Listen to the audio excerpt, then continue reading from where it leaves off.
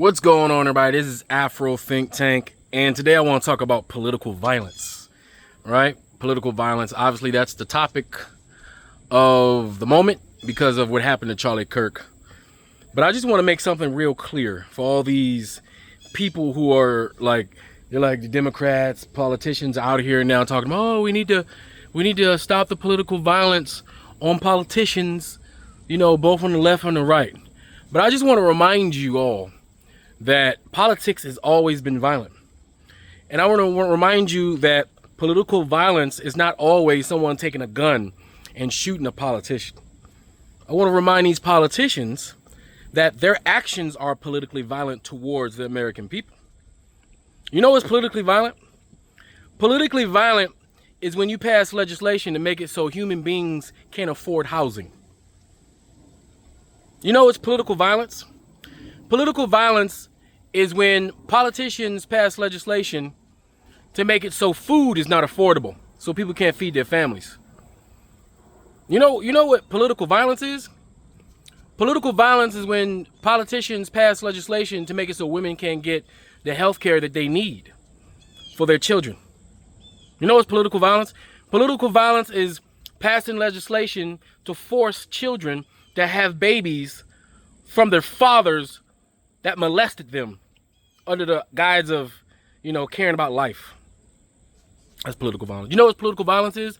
Political violence is taking money from super PACs so that you can pass legislation to allow Israel to kill tens of thousands of babies, to destroy hospitals in other countries, to kill tens of thousands of innocent people that have nothing to do with nothing, just so your corporate buddies can build hotels and get premium real estate. That's political violence. All these politicians want to talk about political violence. They want to cool the temperature down when one of them get killed. You know what's political violence? When a politician sends young boys off to war, 17, 18, 19-year-olds, for tens of thousands of young men and women getting killed so that some rich person can have oil cheaper by the barrel. That's political violence. So when we talk about political violence, let's talk about the whole thing. Political violence is when you got a president, right, that targets Latinos, that targets black people, that targets immigrants. Political violence is snatching somebody out and putting them on a plane without due process and sending them to an undisclosed country to be treated in any manner. That's political violence. Political violence is when politicians take away healthcare resources. Political violence is when politicians take money from corporations and raise the price of insulin so that people that need life-saving insulin every month can't afford it, then they die. That's political violence. Political violence is that all these politicians who enjoy socialized healthcare, who don't got to worry about going to the dentist, who don't got to worry about having critical surgeries when necessary for their part-time jobs as politicians, pass legislation to make sure that only private healthcare industries can reap the benefits, the monetary benefits of those services, and then the people got to suffer because they can't afford it. That's political violence. Political violence is when somebody goes to the emergency room, and then when they spend 3 days in the hospital, they got a $30, $40, $50, $60, $70,000 bill that they can't afford. That's political violence. So it's okay for all these politicians who take money from all these super PACs.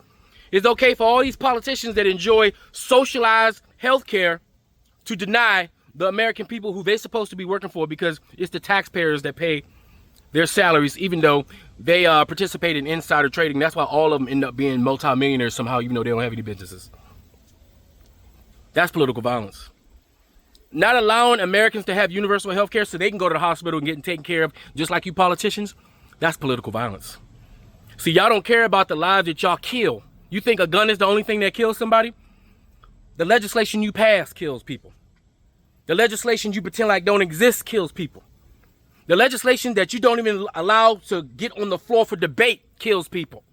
The money you take from super PACs so you personally can get reelected, so you and your life trajectory can go up, while saying fuck you to the people that entrusted you to take care of them, that's political violence.